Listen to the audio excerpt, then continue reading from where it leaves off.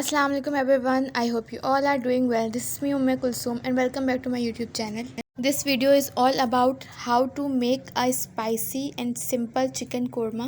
So don't forget to like, comment, share and subscribe to my YouTube channel. Korma बनाने के लिए सबसे पहले मैंने एक पतीली ले ली है।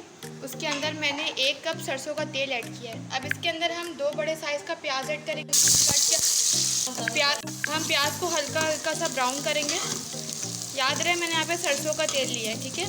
अगर आपके पास सरसों का तेल नहीं है तो आप जो कुकिंग ऑयल डेली बेसिस पे यूज़ करते हैं वो भी यूज़ कर सकते हैं। यहाँ पर मैंने चिकन लिया है, 1 kg है, 1 किलो चिकन लिया है मैंने। ये देखिए ये प्याज जो है वो लाइट ब्राउन हो चुका है। अब हम इसे जो है वो अपने किसी भी प्लेट में निकाल लेंगे प्याज को। ये प्याज मैंने बाहर निकाल लिया। अब हम इसे अच्छे से पीस लेंगे। जहाँ से हमने प्याज निकाला था उसी तेल में हम अपना गोश्त ऐड करेंगे। मैंने गोश्त ऐड कर दिया है इसमें। अब इसको अच्छे से मिक्स कर लूँगी। इसके अंदर मैं आधा पाव दही,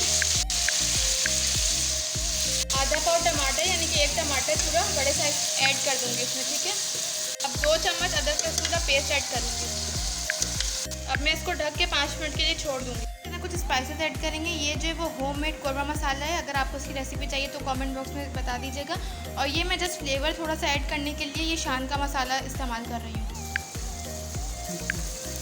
अब हमें इसको अच्छे से भूनना है। इतना भूनना है कि टमाटर जो है वो बिल्कुल अच्छे से बारीक हो जाए, बिल्कुल पीस जाए।